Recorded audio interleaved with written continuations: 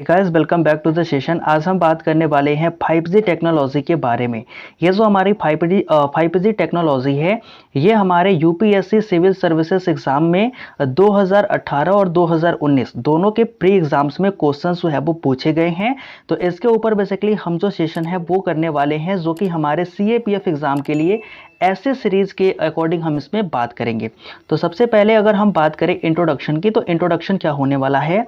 5G that is the fifth generation mobile network, यानी कि जो हमारा 5G है जिसको हम क्या बोलते हैं, फिफ्थ जनरेशन मोबाइल नेटवर्क बोलते हैं। It is expected to deliver peak data rate up to 20 Gbps। मतलब देख रहे हो, यानी कि क्या है कि ऐसा एक्सपेक्ट किया जा रहा है, उम्मीद की जा रही है कि इसकी जो पीक डाटा वैल्यू होगी, यानी कि जो हमारी 5G नेटवर्क होगा उसकी जो पीक डाटा वैल्यू होगी वो कितनी होगी, 20 GB पर सेकेंड, यानी कि वो एक सेकेंड में 20 GB जो डाटा है वो हमें दे पाएगी, इतने उसकी स्पीड होगी। It is provided much more capacity by spending into new spectrum. मतलब क्या है, मतलब ये है कि जब हम क्या करेंगे, नए स्पेक्ट्रम का इस्तेमाल करेंगे तो उससे हमारी जो कैपेसिटी है, जो हमारे बोल सकते हैं कि जो डाटा की कैपेसिटी है वो भी काफ़ी ज़्यादा जो है वो हमें प्रोवाइड करेगी ये हमारी 5G technology. Such as millimetre wave, wave. अब मतलब क्या है, देखो इसको मैं बताता हूँ। जैसे कि हमारे पास क्या होता है कि जैसे एक मान लो हमारी ये वेव है, ठीक है। तो अभी तक हमारे पास जितने भी मोबाइल नेटवर्क थे, चाहे वो 4G हो गया, 2G हो गया, 3G हो गया, 1G हो गया, उनमें ये जो एम्पलीट्यूड हुआ करता था, ये जो हमारा एम्पलीट्यूड होता है वो कितने का हुआ करता था, कहीं ना कहीं सेंटीमीटर में हुआ करता था। लेकिन अब जो हमारा 5G टेक्नोलॉजी आएगा उसमें ये जो एम्पलीट्यूड होगी ये बेसिकली हमारे किस में होगी, मिलीमीटर वेव, मतलब मिलीमीटर में होगी। तो इसलिए हम इसको मिलीमीटर वेव के नाम से भी जानते हैं। और इससे फायदा क्या होगा, इससे फायदा ये होगा कि जो हमारी डाटा की स्पीड है, डाटा ट्रांसफॉर्मिंग की जो स्पीड है, जो हम डाटा को ट्रांसफर करेंगे एक जगह से दूसरे जगह, अगर एम्पलीट्यूड कम होगा तो जाहिर सी बात है कम समय में हमारी जो डाटा है वो एक जगह से दूसरे जगह सेंड हो जाएगी। तो बेसिकली ये जो टेक्नोलॉजी है हमारे 5G नेटवर्क में यूज करी जा रही है, और इसीलिए हम इसको मिलीमीटर टेक्नोलॉजी या फिर वेव के नाम से भी जान रहे हैं, ठीक है। 5G will also deliver much lower latency for a quicker immediate response and an overall more uniform user experiences, so that the data rate any constantly high even when users are moving around। मतलब क्या है, मतलब ये है कि अगर मैं इसको पार्सली अलग अलग पार्ट का मतलब बताऊं तो देखो क्या है, 5G जो है वो क्या करेगा, और जितनी हमारी डाटा लेटेंसी है, ठीक है, जैसे कि मान लो अभी हम क्या करते हैं, किसी चीज के बारे में सर्च करते हैं गूगल पे, जैसे क्रोम पे गए और हमने 5G के बारे में सर्च किया, तो वहां पे क्या होगा कि थोड़ा बफरिंग होता है, मतलब कुछ समय के बाद जो है वो हमें रिजल्ट जो है वो देखने को मिलता है। लेकिन जब ये हमारी 5G टेक्नोलॉजी आ जाएगी तो उसमें क्या होगा कि जो हमारी लोअर लेटेंसी होगी वो वहां पे देखने को मिलेगी। और जैसे जैसे मान लो कि तुमने जैसे ही 5G लिखा और जैसे ही एंटर का बटन प्रेस किया, वैसे तुम्हारे पीसी के ऊपर क्या होगा, तुरंत से ही जितनी डाटा है वो आ जाएगी। मतलब कि उसमें जो लेट लगने वाली जो डाटा को एक जगह से, मतलब जैसे हम क्लिक करते हैं कुछ समय के बाद हमको डाटा जो होता है वो अपीयर होता है, तो वैसा हमें लेटेंसी जो है वो इसमें देखने को नहीं मिलेगी। हम अपना जो इनपुट है वो तुरंत डालेंगे और तुरंत ही हमें आउटपुट जो है वो मिल जाएगा। तो ये हमारी बोल सकते हैं कि जो 5G होगी उसमें लोअर लेटेंसी देखने को मिलेगा और क्विकर इमीडिएट रिस्पॉन्स भी हमें देखने को मिलेगा। और दूसरी बात यह है कि an overall more uniform user experiences, जो भी हमारे इसके यूजर होंगे, ओवरऑल जहां पर भी वे इसको यूज कर रहे होंगे उनको क्या एक्सपीरियंस होगा, उनको ये एक्सपीरियंस होगा कि the data rate stay constantly high. मतलब कि अगर वो चाहे लद्दाख में हो, चाहे आपके अरुणाचल प्रदेश में हो, चाहे वो भारत के किसी गांव में क्यों ना हो, उनकी जो डाटा रेट होगी वो काफी ज्यादा हाई होगी। मतलब अगर वो मूविंग है, मतलब कहीं एक जगह से दूसरी जगह ट्रेवल कर रहे हैं तो भी, कहीं वो स्टेशनरी बैठ करके यूज कर रहे हैं तो भी उनकी जो डाटा की रेट होगी वो काफी ज्यादा अच्छी होगी और हाई स्पीड डाटा जो हमें देखने को मिलेगी, ठीक है। बेसिकली ये हमारे 5G नेटवर्क के बारे में कहा जाता है, या फिर हमारा जो 5G नेटवर्क है ये कुछ ऐसा होगा, ठीक है। अगर हम हिस्ट्री ऑफ नेटवर्क की बात करें, यानी कि हमारे कंट्री में या फिर विश्व में जो नेटवर्क है उनके इतिहास क्या रहे थे, उनको अगर देखें तो सबसे पहले हमारा आया था 1G, यानी कि 1 जनरेशन। ये जो हमारा 1G आया था ये 1979 में आया था, जिसको हम बोलते हैं फर्स्ट जनरेशन मोबाइल नेटवर्क या फिर वायरलेस नेटवर्क, ठीक है, इसको कुछ भी बोल सकते हो।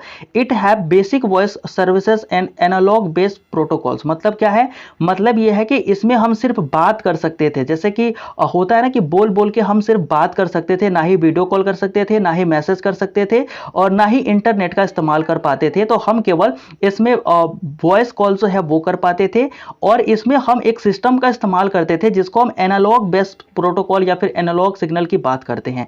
अभी क्या होता है कि सिर्फ और सिर्फ 1G ही ऐसा हमारा फोन था जिसमें हमने एनालॉग बेस्ड सिस्टम का यूज किया था। अब ये एनालॉग बेस्ड सिस्टम क्या होता है, मैं इसको भी बता देता हूं। जैसे कि क्या होता है, हमारे पास सिग्नल दो प्रकार के होते हैं, एक एनालॉग होता है और एक डिजिटल होता है। जो हमारा एनालॉग सिग्नल होता है वो कुछ इस तरीके से होता है, ठीक है, मतलब कि वो वेव के जैसे चलता है। और जो हमारा डिजिटल सिग्नल होता है, हमने पढ़ा होगा, जो हमारे बाइनरी डिस्ट्रीब्यूशन होता है, ठीक है, बाइनरी पद्धति होती है, उसमें 0 1 1 0 ऐसे करके हम जो पढ़ते हैं ना, वो सिग्नल बेसिकली अब हमारे मोबाइल फोन में या फिर हमारे नेटवर्क में यूज करी जाती है। और आफ्टर 1G, ठीक है, 1G के बाद हमने ये वाला जो डिजिटल सिग्नल है वो देखा था, और 1G में हमने देखा था पहली बार एनालॉग बेस्ड सिग्नल को, ठीक है। उस समय हमारे पास क्या क्या दिक्कतें थी, क्या क्या परेशानियां थी। तो फर्स्ट जी जब हमारा आया था, 1G जब आया था, तो उस समय हमें बेसिक वॉइस सर्विसेज मिली थी, और ये जो सर्विसेज थी वो एनालॉग बेस्ड प्रोटोकॉल पे मिली थी। इसमें हमें क्या मिला था कि जो हमारे मोबाइल की बैटरी हुआ करती थी वो काफी पुअर हुआ करती थी, काफी जल्दी डिस्चार्ज हो जाती थी, और उसे चार्ज करने में काफी टाइम लगता था। एंड ड्रॉप्ड कॉल, और ड्रॉप्ड कॉल का मतलब क्या होता है कि हम हेलो हेलो कर रहे हैं और सामने वाले को आवाज जा ही नहीं रही है, मतलब कि जो नेटवर्क की कनेक्टिविटी थी वो काफी ज्यादा खराब थी। चाहे हम जैसे होता था ना, मूवीज हैं उनमें आपने देखा होगा कि जो पेड़ के ऊपर, घर के ऊपर, छत के ऊपर चढ़ के लोग बात करते थे, तो उस तरीके से कुछ हमारा नेटवर्क जो होता था वो देखने को मिलता था। और इसकी अगर मैक्सिमम स्पीड की बात करें डाटा के प्रोस्पेक्टिव से, तो वो कितनी होती थी, 2.4 kbps, ठीक है। आज तो हमारा जब इंटरनेट ओवर हो जाता है तो भी इससे अधिक जो इंटरनेट है हमें मिलता है। तो कहीं ना कहीं ये जो हमारा 1G था उसके बारे में ये इंफॉर्मेशन थी, ठीक है। अगर हम बात करें 2G की, यानी कि जब हमारा सेकेंड जनरेशन आया तब क्या कंडीशन थी, तो हमारा जब 2G फोन आया था या फिर 2G नेटवर्क आया था, तो उस समय जो था 1991 का समय था जब हमारा 2G जो था वो आया था एग्जिस्टेंस में। सेकेंड जनरेशन मोबाइल नेटवर्क हम इसे बोलते हैं। और इसके बारे में अगर हम बात करें तो it have features of voice call, मतलब कि हमें यहाँ पे क्या मिलता है, और जब हमारा 2G आया था तो हमें वॉइस कॉल की जो है वो सुविधा दी गई थी, एंड टेक्स्ट इंक्रिप्शन। और पहले क्या था कि 1G में जहां हम केवल फोन पे बात कर सकते थे, वो भी जो कॉल होता था वो ड्रॉप्ड हो जाता था, कट जाता था, हम बात नहीं कर पाते थे। लेकिन जब हमारा 2G आया था 1991 में, तो उस समय हमने देखा कि पहली बार हम किसी को मैसेज भेज सकते हैं, यानी कि हम टेक्स्ट इंक्रिप्शन भी कर सकते हैं। और वॉइस कॉल तो पहले से था, तो इसमें भी वॉइस कॉल रखा ही क्या था, हम डाटा सर्विसेज का भी इस्तेमाल कर सकते थे, जैसे कि SMS भेजना, किसी को पिक्चर भेजना। अब इसमें जो पिक्चर भेजी जाती थी, किसी को फोटो सेंड की जाती थी, तो वो ब्लैक एंड व्हाइट हुआ करती थी, ठीक है, वो ऐसे कलरफुल फोटो नहीं हुआ करती थी। और साथ ही साथ हम MMS भी जो है वो भेज सकते थे। तो ये हमारे 2G के फीचर्स हुआ करते थे। Here we saw digital technology, तो हमने अभी जो डिजिटल टेक्नोलॉजी के बारे में बताया कि जिसमें हम 0 1 1 0 वाले जो सिग्नल होते हैं उनका इस्तेमाल करते हैं। तो इस टेक्नोलॉजी का इस्तेमाल जो है हमने 2G में किया था। Standard has GSM and CDM में। अब देखो, ये जो हमारा GSM और CDM में है, मैं इसको बताता हूं ये क्या होता है। GSM का मतलब होता है कि आपके पास अगर मान लो सैमसंग का फोन है, ठीक है, तो आप उसमें अगर वोडाफोन का नेटवर्क चला रहे हो, मतलब सिम चला रहे हो, एयरटेल का, जियो का, चाहे किसी चीज का चला रहे हो, तो वो क्या कर रहा है, बिल्कुल तुम्हें एक्सेस कर रहा है, ठीक है, वो तुम्हें एक्सेस कर रहा है। चाहे तुम किसी भी बोल सकते हो एक तरीके से सिम को अपने फोन में यूज कर सकते हो। लेकिन जो CDM में होता है, जैसे अगर हम जियो फोन की बात करें, तो हमने क्या देखा कि जो हमारा जियो फोन होता है वो CDM में टाइप का होता है। मतलब अगर जियो फोन में तुम वोडाफोन का सिम लगाते हो, एयरटेल का सिम लगाते हो, तो वो काम नहीं करता, ठीक है। तो ये जो टेक्नोलॉजी थी इसको हम बोलते हैं CDM में टेक्नोलॉजी। और जो हमारा GSM टेक्नोलॉजी होता है उसमें एक फोन में चाहे तो तुम कितने भी सिम बदल करके उनका यूज कर सकते हो। तो ये जो दोनों टेक्नोलॉजी थी हमें देखने को मिली थी 2G में, ठीक है। और it maximum speed was 64 Gbps, मतलब अगर इसकी मैक्सिमम स्पीड की बात करें तो हमने देखा था कि 64 GB पर सेकेंड जो है इसकी मैक्सिमम स्पीड जो है हमने देखी थी। यहां पर GB नहीं होना चाहिए था, kbps होना चाहिए था, ठीक है। नेक्स्ट हमारा क्या है, नेक्स्ट हमारा है 3G। अब जो हमारा 3G है वो कब आया था, 3G आया था हमारा 1998 में, और जिसे हम थर्ड जनरेशन मोबाइल नेटवर्क भी बोलते हैं। It have designed for voice with some data consideration like multimedia, text या इंटरनेट। मतलब क्या है कि जो हमारा 3G आया था, इनके थर्ड जनरेशन नेटवर्क आया था, इसको बेसिकली डिजाइन किया गया था हमारे वॉइस एंड डाटा कंसीडरेशन को लेकर के, जिसके माध्यम से हम मल्टीमीडिया का इस्तेमाल कर सकते थे, यानी कि हम अपने फोन में वीडियो देख सकते थे, टेक्स्ट लिख करके कहीं भेज सकते थे, और इंटरनेट का भी इस्तेमाल कर सकते थे। ठीक है, it have features like more data sharing. मतलब ये जो फीचर था, इस फीचर के माध्यम से हम क्या कर सकते थे, जो अपनी डाटा है उस डाटा को और भी ज्यादा जो है वो शेयर कर सकते थे, जैसे कि वीडियो कॉलिंग करके, मोबाइल इंटरनेट का इस्तेमाल करके। ठीक है, तो ये बेसिकली हमारे थर्ड जनरेशन में ऐसा पहली बार देखने को मिला था कि हम वीडियो कॉलिंग कर रहे थे, अच्छी खासी जो इंटरनेट के साथ हम क्या कर रहे हैं, अपने डाटा का इस्तेमाल कर रहे हैं, और भी हमारा जो है वो डाटा के साथ जो चीजें वो लिंक करके एक दूसरे के साथ शेयर कर पा रहे हैं। तो ये हमने थर्ड जनरेशन में देखा था। ठीक है, जो हमारी थर्ड जनरेशन थी, it stationary data speed 2 MB per second, यानी कि जो हमारी थर्ड जनरेशन की नेटवर्क थी, उसकी जो स्पीड होती थी, अगर हम कहीं बैठ करके कहीं एक पर्टिकुलर एरिया में यूज कर रहे हैं, तो उसकी जो स्पीड होती थी वो 2 MB पर सेकेंड होती थी। और उसकी जो मूविंग स्पीड, जैसे कि मान लो हम कहीं ट्रेवल कर रहे हैं और ट्रेवल के दौरान अगर हमें इंटरनेट यूज करना है, तो वो जो स्पीड हुआ करती थी वो 384 kbps हुआ करती थी, यानी कि 384 किलोबाइट पर सेकंड हुआ करती थी। अब हम बात करते हैं अपने 4G की। तो 4G तो आज हम भी इस्तेमाल कर रहे हैं, और शायद दुनिया के जो बोल सकते हैं मैक्सिमम कंट्री ऐसे हैं जो 4G का इस्तेमाल कर रही हैं। तो 4G के बारे में जानना जरूरी है। तो 4G क्या है, देखो 4G इज 4G जो हमारा नेटवर्क है, फोर्थ जनरेशन मोबाइल नेटवर्क, ये बेसिकली 2008 में जो है उसके लाया गया था, specially designed primarily for data. मतलब इसको क्या किया गया, देखो हमारे पास वॉइस कॉल भी हुआ करती थी, हम जो है वो टेक्स्ट का भी इस्तेमाल करते थे, और इंटरनेट का भी इस्तेमाल करते थे। तो अब एज इट इज हमें और कुछ जरूरत तो थी नहीं, लेकिन हमने क्या देखा कि जो हमारी 3G टेक्नोलॉजी थी, यानी कि जो 3G था हमारा थर्ड जनरेशन मोबाइल नेटवर्क, उसमें हम डाटा का इस्तेमाल तो करते थे, लेकिन स्पीड जो थी वो काफी कम हुआ करती थी। तो हमें लगा कि क्यों ना हमारे पास एक ऐसी जनरेशन की नेटवर्क हो जिसमें डाटा जो है वो काफी ज्यादा तेजी से काम करे। तो हमने जो है इसको लाया था। बेसिकली इसका प्राइमरी एम यही था कि हम जो अपना डाटा स्पीड है उसको बढ़ा सके, और उसी को ध्यान में रखते हुए इसको डिजाइन भी किया गया था। आईपी बेस्ड प्रोटोकॉल, यानी कि ये जो है वो इंटरनेट प्लेटफॉर्म बेस्ड प्रोटोकॉल को जो है फॉलो करता है, जिसको हम बोलते हैं LTE। ठीक है, LTE क्या होती है, और LTE होती है हमारी, अभी उसको बताता हूं। देखो इस ये जो है वो IPN की इंटरनेट प्लेटफॉर्म जैसे जो प्रोटोकॉल हैं, जो कि LTE, ठीक है, लॉन्ग टर्म एवोल्यूशन इसको बोलते हैं LTE को। तो ये इसका क्या करते हैं, बेसिकली इस प्लेटफॉर्म का या फिर इस प्रोटोकॉल का ये फॉलो करते हैं। और it has features like high speed. अब जो हमारी 4G यानी कि जो फोर्थ जनरेशन मोबाइल नेटवर्क है, उसके फीचर्स क्या है, उसके फीचर्स ये हैं कि उसमें हाई स्पीड डाटा हमको देखने को मिलती है, हाई क्वालिटी एंड कैपेसिटी, यानी कि अगर हम 4G का यूज करते हैं तो हमें हाई क्वालिटी में जो वीडियो है वो भी देखने को मिल जाती है, और इसकी जो कैपेसिटी होती है वो भी काफी अच्छी होती है, और स्पीड तो है ही काफी अच्छी। ठीक है, we can download high resolution video. हम इसके द्वारा जो है वो काफी उच्च क्वालिटी के जो वीडियो है उनको भी डाउनलोड कर सकते हैं। We saw it improvement from LTE and VoLTE. अब देखो ये जो क्वेश्चन है ना, LTE और वोल्टी, ये आपके सिविल सर्विसेज के प्री एग्जाम में जो है वो पूछा गया है, प्रीलिम्स में पूछा गया है। इसमें क्या क्वेश्चन पूछा गया था मैं बताता हूं, मैं समझाऊंगा, फिर क्वेश्चंस वही डायरेक्ट पूछा गया था जो मैं अभी बताने वाला हूं।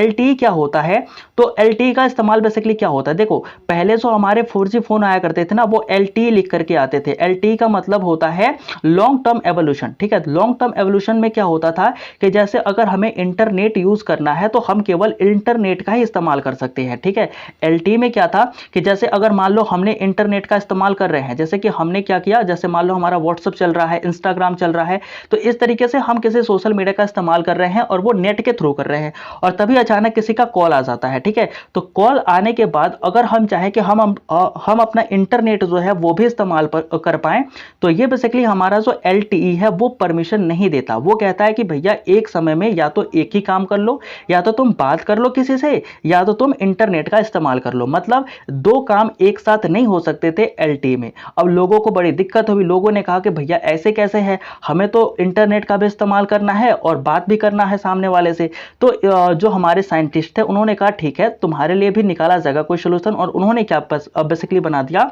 इसको वोल्टी बना दिया, यानी कि वोल्टी यानी कि VOLTE बना दिया। VO का मतलब हो गया वॉइस, LTE का मतलब लॉन्ग टर्म एवोल्यूशन, ठीक है। तो इसमें बेसिकली क्या हुआ, इसमें हमारा ये हुआ कि अब जो हमारे वोल्टी फोन आते हैं उनमें हम क्या कर पाते हैं, और कॉल भी कर पाते हैं, ठीक है। मतलब अगर हम किसी से बात कर रहे हैं तो कोई दिक्कत नहीं, हमारी जो बातें हैं, जो हमारी कम्युनिकेशन है वो चलती रहेंगी, और साथ ही साथ जो हमारा इंटरनेट है, जो LTE यानी कि लॉन्ग टर्म एवोल्यूशन के थ्रू हमारा जो इंटरनेट चलता है वो भी चलता रहेगा, यानी कि हम बात भी करेंगे और इंटरनेट का इस्तेमाल भी करेंगे। तो बेसिकली हमारे वोल्टी में ये होता है और LTE में ये होता है। तो यही क्वेश्चन जो था वो आपके प्रीलिम्स में पूछा गया था। आई होप कि मैंने इस क्वेश्चन को आपको समझा दिया है और आपको भी काफी अच्छे से समझ में आया होगा। अब हम बात करने वाले हैं 5G टेक्नोलॉजी के बारे में कि 5G टेक्नोलॉजी क्या थी, ठीक है।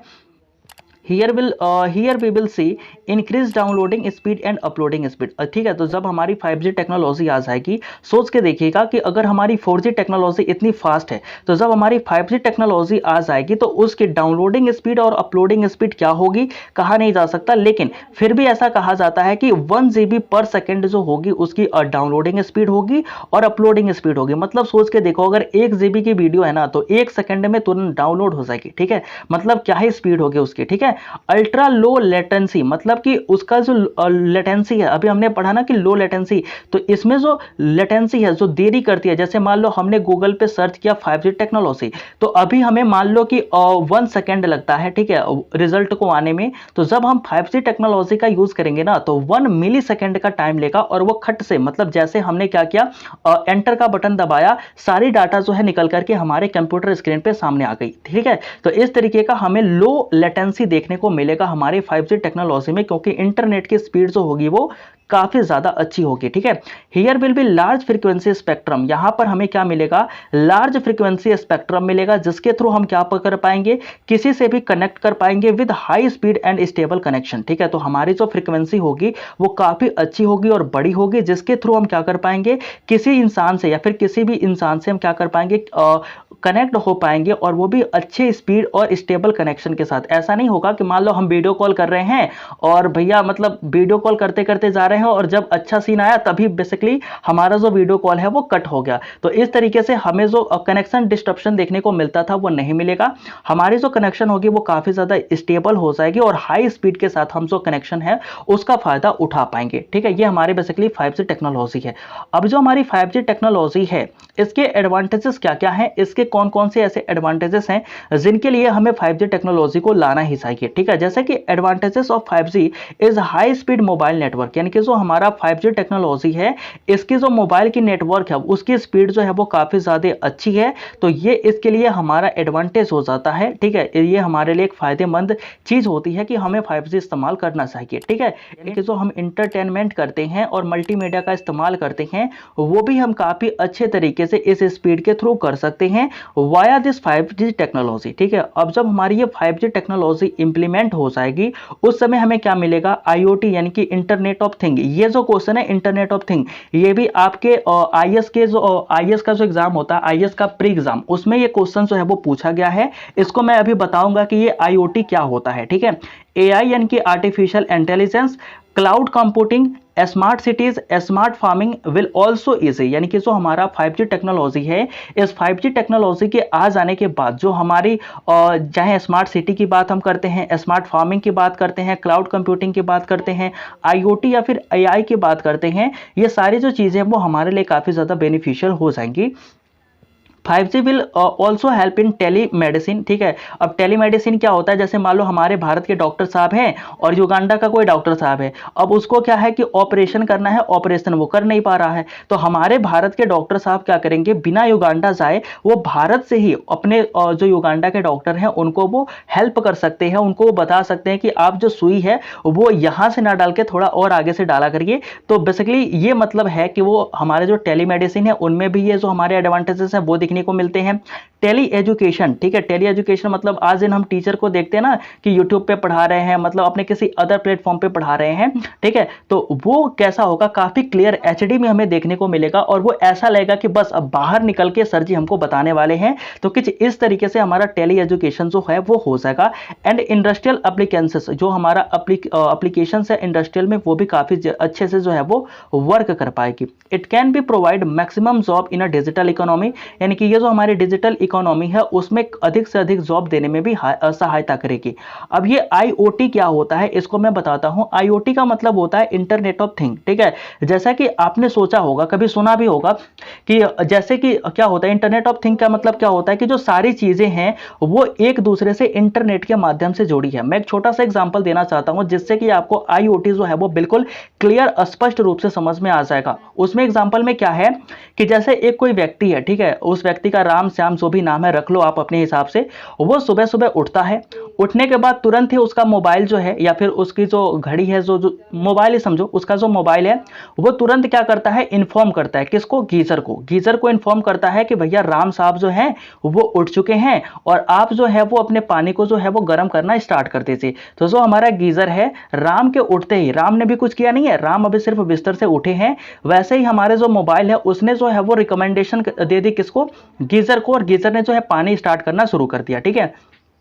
अब राम जो है वो जैसे जाते हैं मिरर के सामने अपने चेहरे को देखने के लिए, तो मिरर के सामने वो जैसे ही पहुंचते हैं, मिरर पर लिखा हुआ आता है कि आपका इस दिन का शेड्यूल ये है, आपको यहां जाना है, इनके साथ मीटिंग करनी है, बॉस ने आपको इतने टाइम फोन किया था, आपने फोन मिस कर दिया है, इतने मिस कॉल्स हैं, ये आपके मैसेजेस हैं, ये आपके ईमेल पे मैसेजेस हैं। तो सारी जो डाटा है वो आपको शीशे पर दिखाई दे जाती है। आप जाते हैं, जैसे ही आप एंटर करते हैं अपने बाथरूम में, आपका जो शॉवर है, जो मतलब गर्म पानी गीजर लेकर के बैठा था, वो आपके ऊपर डालना ऑटोमेटिक ही शुरू कर देता है। आप नहा करके बाहर निकलते हैं, ठीक है। बाहर निकलने के बाद आप तैयार होते हैं और जैसे ही आप अपने गाड़ी के पास जाते हैं, ठीक है, जैसे आप अपने घर से निकलते हैं तो सबसे पहले आप घर से निकलेंगे तो लाइट जो है वो ऑटोमेटिक आपके बिना बंद किए, आपकी एसी, आपका फ्रिज, आपका लाइट, सारे के सारे चीजें जो है वो ऑफ हो जाएंगी। और जैसे ही आप गाड़ी में जाते हो तो गाड़ी जो है वो आपको तुरंत ही इंडिकेट करेगी कि आपके गाड़ी में पेट्रोल कम है, आप जाते समय डलवा लीजिएगा। तो इस तरीके की जो एक्टिविटीज है वो देखो हमने कुछ नहीं किया, सारी चीजें किसने की, इंटरनेट ने की।